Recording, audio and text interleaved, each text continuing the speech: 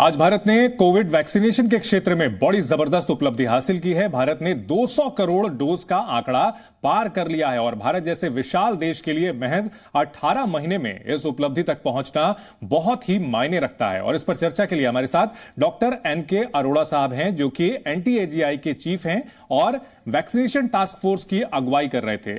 अरोड़ा साहब, स्वागत है आपका हमारे इस खास कार्यक्रम में। 200 करोड़ की उपलब्धि, कैसा रहा यह सफर, क्या कहेंगे? चंदन, धन्यवाद आज इस गौरवशाली दिवस पर मेरे को आमंत्रित करने का। ये 200 करोड़ टीका लग जाने का जो एक मील का पत्थर है, ये बहुत गौरवशाली तो है ही लेकिन अपने पीछे बहुत सारी कहानियां भी बताता है। ये यात्रा एक आत्मनिर्भरता की यात्रा रही है जी। ये यात्रा एक आत्मविश्वास और आत्मसम्मान की यात्रा रही है।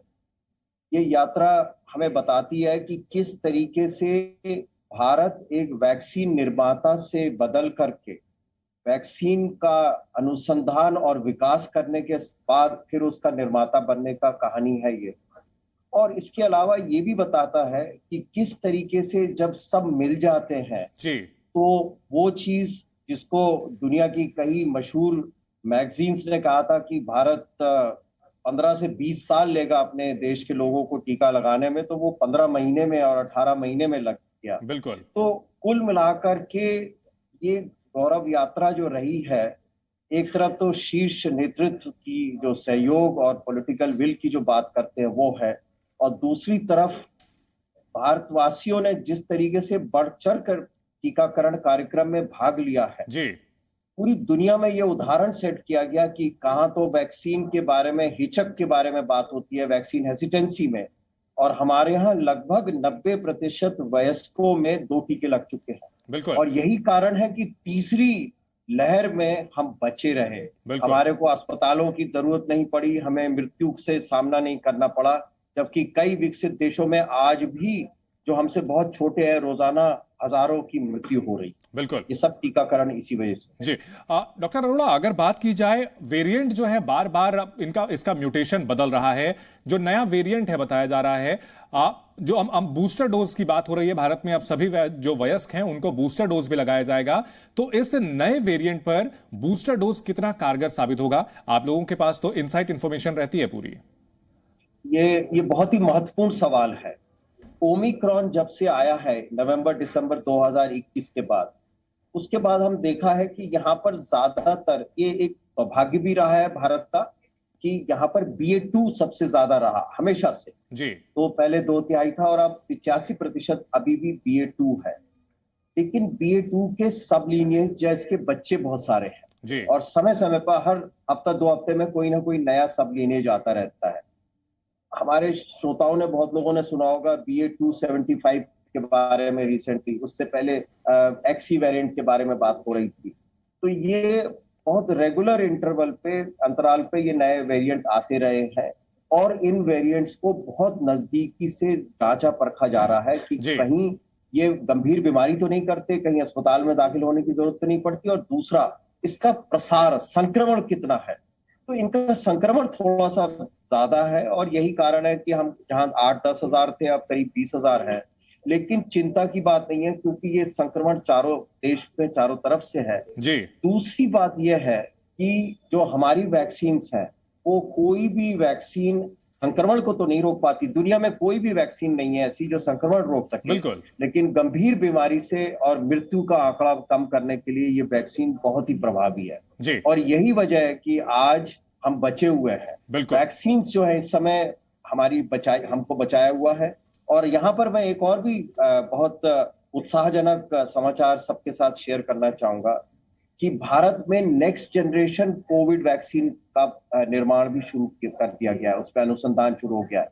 यानी कि खाली आज के लिए नहीं, आने वाले समय में अगर कोई ज्यादा चिंताजनक वेरिएंट आता है तो उससे कैसे निपटा जाएगा, वो उसके लिए काम शुरू हो गया और अगले कुछ महीनों में इन पे ट्रायल भी शुरू हो जाएगा। ठीक है। तो तैयारी हमारी पूरी है और वैक्सीन जो एहतियातन टीका है, ये बेसिकली हम कह रहे हैं कि ये इंश्योरेंस है भविष्य के लिए बचाने के ठीक लिए। है, यही सवाल मैं आपसे पूछना चाह रहा था कि बूस्टर डोज को लेकर के लोगों में वो उत्साह नहीं दिख रहा है। साल भर पहले लोग वैक्सीन लगवाने के लिए लंबी लंबी कतारों में लगे रहते थे, जहां मिल जाए वहां लगवाते थे, लेकिन अब जब बूस्टर डोज आसानी से उपलब्ध है तो वो उत्साह देखने को नहीं मिल रहा है। तो ऐसे में दर्शकों के लिए क्या मैसेज होगा आपकी ओर से? तो पिछले 2 दिन में 15 तारीख से टीका लगाना जो है मुफ्त में शुरू हुआ और सारे देश में एक साथ शुरू हुआ है। जी। तो एक चीज तो बड़ी साफ है कि अगर टीका मेरे घर के नजदीक मिलता है और मुफ्त मिलता है तो लोग आते हैं। कहीं तो हम 2 लाख 3 लाख टीके रोजाना लगा रहे थे जी। और पिछले 2-3 दिन में 30-40 लाख टीके की संख्या पे पहुंच गए। ठीक है, तो तो ये एक नजदीक और बहुत मुफ्त दो बड़ी चीजें हैं। सरकार ने भी शायद इसी वजह से जो है मुफ्त देने का फैसला किया कि उतना उत्साह नहीं दिख रहा है, मुफ्त देने पर शायद बढ़े, जैसा कि आप बता रहे हैं। यस, और दूसरी चीज एक और भी है कि एक हम सब लोग अपने कामों में दोबारा व्यस्त हो गए हैं। तो अगर घर के नजदीक मेरे को टीका मिलता है तो हम लगाते हैं। पिछले कल जो है सारे देश में 48,000 से ज्यादा टीकाकरण केंद्र थे जी। और मेरे को लगता है कि समय के साथ ये टीकाकरण केंद्र और तेजी से और इनको फैलाया जाएगा। और साथ में हर घर दस्तक कार्यक्रम है। इसके अलावा हमने पोलियो से बहुत अच्छा सीखा। रेलवे स्टेशन पे, बस स्टैंड पे, जहां पर मेला लगा हुआ है। मैं कल ही देवघर से वापस आया हूं, तो देवघर में जो नया एम्स बना तो वहां पर भीड़ बहुत हो रही थी, तो वहां पर टीकाकरण शुरू कर दिया गया है। जी। तो इस तरीके से कोशिश की क्या है कि जो भी कांटेक्ट पॉइंट है, और लगभग हमारे लिए 70-80 करोड़ लोगों को ये एहतियातन टीका लगाने की जरूरत है। और मेरे को पूरी उम्मीद है कि जब उनके नजदीक में होगा और मुफ्त में होगा तो लोग तेजी से लगवाएंगे। जी। डॉक्टर साहब, एक सवाल, जब भारत में टीकाकरण की शुरुआत हुई थी, जैसा आपने बताया कि लोगों को ऐसा लगता था कि 10 से 15 साल लग सकते हैं या विदेश से भी जो है बड़े पैमाने पर टीका आयात करने की जरूरत पड़ेगी, लेकिन बाद में भारत की ओर से जो है विदेशों में निर्यात किया गया, भारत में वैक्सीन बनकर के दूसरे देशों तक पहुंची। ये आत्मगौरव के लिए बहुत ही अहम पल था और भारत ने निश्चित तौर पर एक बड़ी उपलब्धि कोविड के दौरान हासिल की है। ये पहले दिन से फरवरी 2020 में ही ये निश्चय कर लिया गया था 2 चीजों के लिए। एक, टीके का निर्माण यहीं पे होगा, आत्मनिर्भरता। दूसरी, आत्मनिर्भरता की इतने ज्यादा संख्या में लोगों को टीका लगाना है, वयस्कों को पहली बार टीका लगाना है। उसके लिए जो कार्यक्रम और नियोजन था, उसका जो मैनेजमेंट था, वो मार्च 2020 में ही शुरू कर दिया गया था। और आईटी का जितना अच्छा प्रयोग उसको लीवरेज किया है, कोविड उसका सबसे बड़ा एग्जाम्पल है। तो ये हमारे लिए, जैसे मैंने कहा, ये आत्मविश्वास और आत्मसम्मान के साथ आत्मनिर्भरता का जो मूल सिद्धांत है उसको जो लेके चले, तो आज हम खाली अपनी देखभाल नहीं कर सकते। हमारे पास अब नई 6 वैक्सीन हैं, हमारे पास mRNA वैक्सीन है, हमारे पास DNA वैक्सीन है और बाकी दूसरी तरह की वैक्सीन है, जिनको जो है बाकी देशों को भी उसकी फायदा मिलेगा।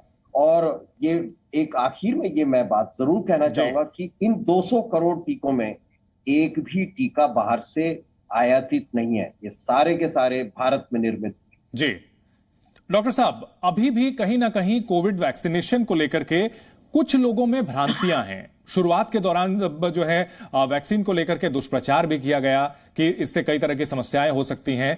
अभी भी कुछ लोगों में भ्रांतियां हैं, तो आप जी न्यूज के इस मंच पर क्या संदेश देना चाहेंगे इन भ्रांतियों को दूर करने के लिए? क्या पूरी तरह से ये सेफ है? मैं इसके लिए आपको दोबारा 2020 में ले जाता हूं कि भारत में वैक्सीन की सुरक्षित होने के लिए एक पूरा का पूरा तंत्र बनाया गया है। भारत के 726 या जितने 750 750 जिले हैं, हर जिले में वैक्सीन की सुरक्षा से संबंधित एक समूह है, वैज्ञानिक समूह है, जो हर एक वैक्सीन से रिलेटेड अगर कोई भी रिएक्शन हो तो उसको देखा जाता है जी। और इसको सुदृढ़ किया गया है। तो मैं यहाँ पर ये कहना चाहूंगा कि वैक्सीन की सुरक्षा खाली ट्रायल के दौरान ही नहीं देखी जाती, बल्कि जब लोगों को दिया जाता है। और आज 200 करोड़ टीके देने के बाद इसका सारे का जायजा लगातार ऑनगोइंग बेसिस पे हो रहा होता है। तो मैं सबको आश्वस्त करना चाहूंगा और यहाँ पर यह भी खास तौर पर कहना चाहूंगा कि बच्चों को वैक्सीन देने के लिए शुरू में कई माता पिता और अभिभावकों के मन में कुछ शंकाएं थी। मैं उनको सोचता हूं कि ये बिल्कुल निर्मूल है। किसी भी वैक्सीन को जब लोगों को लगाया जाता है उससे पहले बहुत अच्छी तरीके से तैयारी करी जाती है और देखा जाता है कि वैक्सीन पूर्णतः सुरक्षित है। ठीक है, बहुत शुक्रिया डॉक्टर एनके अरोड़ा हमसे बात करने के लिए और हमारे दर्शकों तक अपना अनुभव साझा किया आपने और किस तरह से बताया कि वैक्सीन पूरी तरह से सेफ है। बहुत शुक्रिया डॉक्टर एनके अरोड़ा जी न्यूज से बातचीत करने के लिए। तो कोविड वैक्सीनेशन टास्क फोर्स के चीफ डॉक्टर एनके अरोड़ा जिन्होंने हमसे बातचीत की है, 200 करोड़ का जो आंकड़ा, 200 करोड़ टीकों का आंकड़ा आज पार किया है भारत ने, उसको लेकर के।